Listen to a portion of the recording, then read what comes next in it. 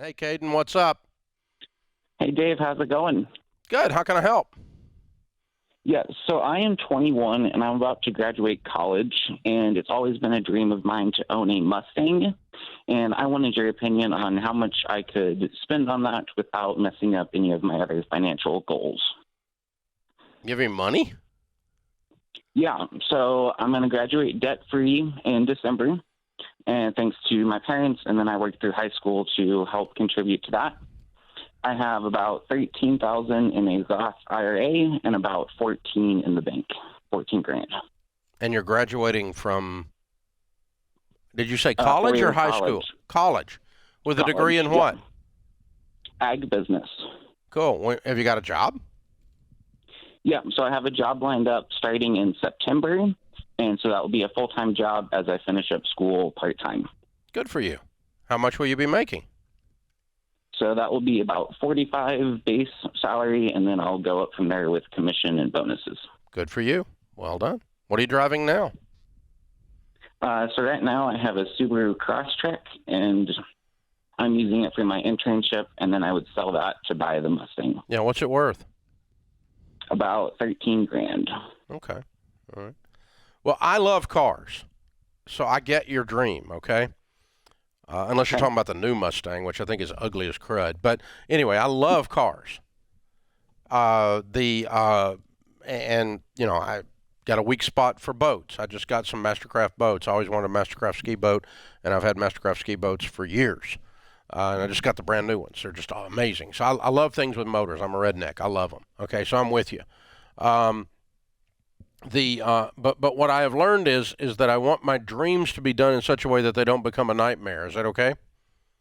Exactly. Which is kind of what you asked. You just said it a different way. I want to do it. I want to do it wisely, is what you asked. So, Yep. what are you thinking you should do? What do you want to do? So what I want to do is I'll get a company vehicle with this new job in September, and so I can use that for personal use, and so practicality doesn't have to be a consideration. Okay.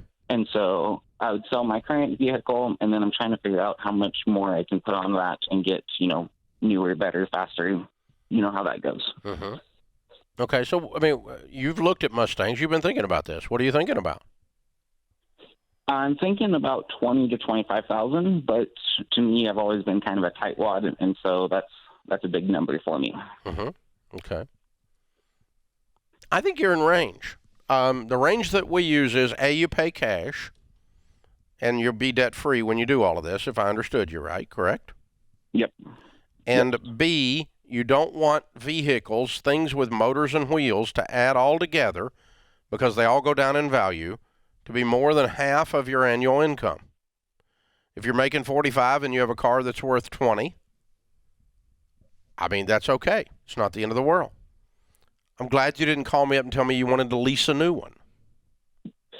Yeah, I knew what you'd say to that one. Good. I'm glad. Saved us both a lot of pain.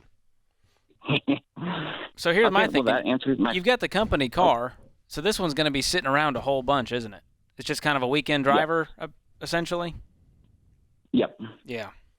So in that case, it makes me less excited. You're not going to be driving it all that much. So to spend $20,000, I would just look at your other goals. You said you had other financial goals, right? You're probably wanting to buy a house one day. Might need to save up for a wedding one day. You have other things going on in your life. You want to be able to invest 15% into retirement with your new job. So I would just factor all of those things in before making this purchase. I still think it's a wise purchase based on the parameters you set out, but I would also look at the opportunity cost of what my other goals are and what my future looks like. So here's the thing. There's nothing devastatingly stupid about what you're talking about doing.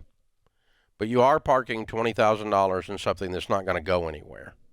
And it is most of your net worth. Okay? So it would be okay to delay the purchase of the Mustang, since it is kind of a toy, in a sense here, a year. And let's see what a year brings. And you might end up delaying it 2 years, and let's see what 2 years brings, and that kind of thing. I'm not saying don't live your dreams. I'm not saying you've always wanted to own a Mustang. That's fine.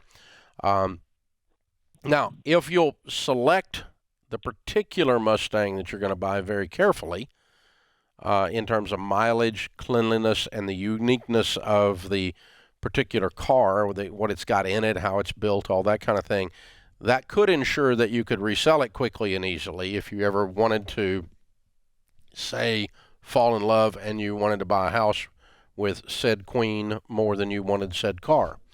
And you can unload the car at that point. Don't get too attached to this crap. It's a car. And right now, it's not a great time to buy a car. So that's another reason to wait. And that $14,000 you have in cash, that sounds like it's your emergency fund. And so we need to save up outside of that so that when you sell your Subaru, you have the cash on hand with that money to then purchase it in cash. Yeah, I'm probably waiting till spring, and let's have a little cooling off period. And I might wait till the next spring. But I think you're on the right track, and the ratios we're giving you are there. If it's a toy, pay cash for it. Never have more than 50% of your income tied up in things that go down in value that have motors and wheels. And I got a lot of junk with motors and wheels now because I'm kind of I like stuff that goes wooden. I just do. And so, but it's a very, very small percentage of my world overall. And that helps me stay sane and wise and all of those kinds of things.